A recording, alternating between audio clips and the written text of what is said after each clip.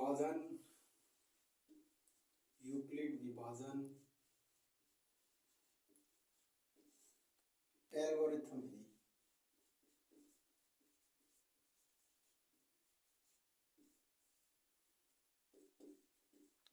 Euclid विभाजन algorithm विधि द्वारा HCF ज्ञात कीजिए। कक्षा 10 की जो पहली प्रश्नवाली है उसके अंदर इम्पोर्टेंट टॉपिक है ये एल्गोरिथम, यानी कि एल्गोरिथम प्रक्रिया द्वारा आपको HCF ज्ञात करना है। एल्गोरिथम का एक सूत्र होता है A बराबर BQ प्लस R। A जो बड़ी संख्या होगी वो A होगी, छोटी संख्या होगी वो B होगी, और जो शेषफल बचेगा वो R होगा। जैसे 867 और 255, ये 867 और 255 का HCF ज्ञात कीजिए एल्गोरिथम विधि द्वारा। कक्षा 10 के लिए बहुत इंपॉर्टेंट टॉपिक है ये, और कक्षा 10 बोर्ड के अंदर HCF का 3 नंबर का एक प्रश्न आता है, हर बार पूछा जाता है। HCF ज्ञात कीजिए यूक्लिड विभाजन एल्गोरिथम विधि द्वारा या फिर अभाज्य गुणनखंड विधि द्वारा, दोनों में से कोई भी पूछ सकता है। 867 और 255। अब इसको इस सूत्र के हिसाब से करना है, यानी A बराबर BQ प्लस R। A जो आपकी बड़ी संख्या है ये A है, जो आपकी छोटी संख्या है वो B है।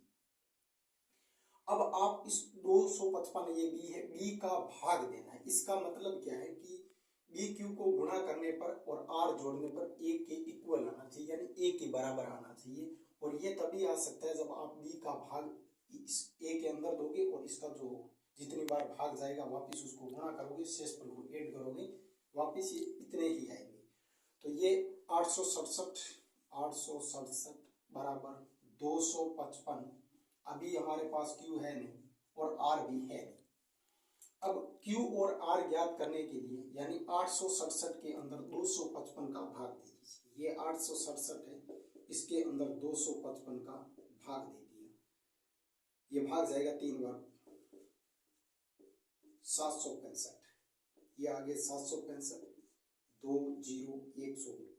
अब देखो जितनी बार भाग गया वो होता है आपका Q, और जो शेषफल बचा है ये 102 शेषफल बचा है ये होता है R। अब ये प्रक्रिया आपको तब तक करते रहना है जब तक यहाँ आपको शेषफल 0 न मिल जाए। ये आपका है स्टेप फर्स्ट, इसको बोल सकते हैं चरण फर्स्ट, यानी चरण फर्स्ट। इसी तरीके से करना है।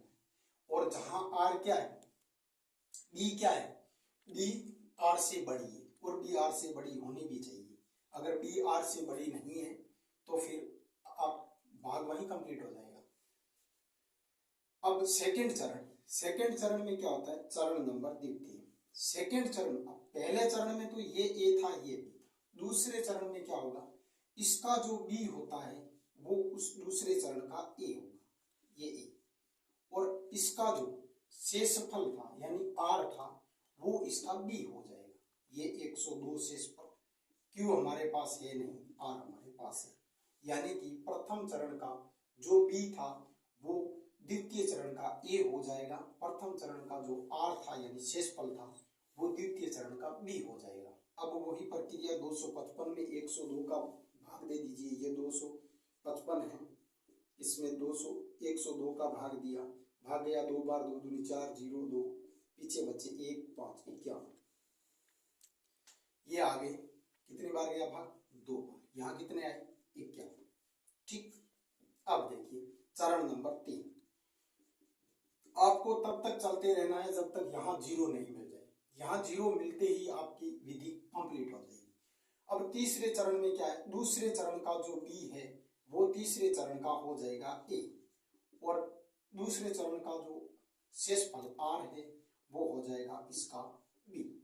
ये छोड़ दीजिए, ये छोड़ दीजिए, 51 का भाग दीजिए। 51 का भाग कितनी बार जाएगा, 51 का भाग जाएगा 2 बार।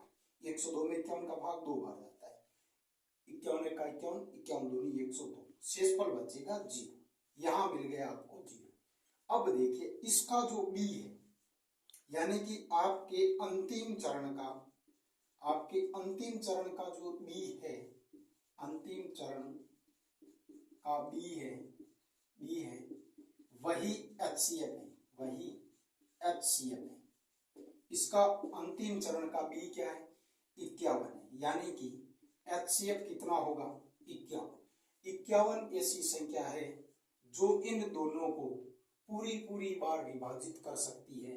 51 से बड़ी और ऐसी कोई संख्या नहीं है जो इन दोनों संख्याओं को पूरी बार विभाजित कर सके।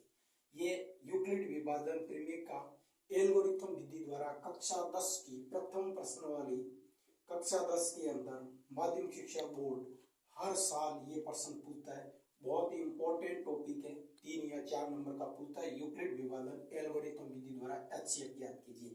अब अभाज्य गुणनखंड विधि द्वारा तो कोई भी कर सकता है, 5वीं 6वीं 7वीं 8वीं तक कोई स्टूडेंट कर सकता है, लेकिन एल्गोरिथम विधि द्वारा आप इसी विधि से करोगे, चरण फर्स्ट, चरण द्वितीय, चरण तृतीय। इसके अंदर ये सूत्र लिखना बहुत जरूरी है, याद रखना। A बराबर BQ प्लस R, यानी A इक्वल होता है BQ को गुणा करने पर और R उसके साथ हम भाग करते हैं। कक्षा 2-4 में सीखे ना कि किसी संख्या को भाग चेक करने का तरीका क्या है, किसी संख्या के भाग को चेक करने का यही तो तरीका होता है। A बराबर BQ प्लस R, यानी कि जैसे 50 है, 50 के अंदर मैंने 10 का भाग दिया, 10 का भाग दिया 5 बार, यहाँ आया 50, ये बचा 0। तो ये जो आपका 50 है ये A, यानी 50 है वो A, और ये BQ है और ये R है, यानी कि इसको इससे गुणा किया और इसको ऐड किया तो ये A के बराबर आना चाहिए। 10 को 5 से गुणा किया 50, 50 में 0 जोड़ा तो कितने होंगे 50, 50 के बराबर 50। तो यही बात ये साबित कर रहा है कि A बराबर BQ प्लस R। ये आपका A, ये आपका B, ये Q और ये R, यानी इन दोनों को गुणा किया और R जोड़ा तो ये A आया। ये होती है एल्गोरिथम विधि। धन्यवाद।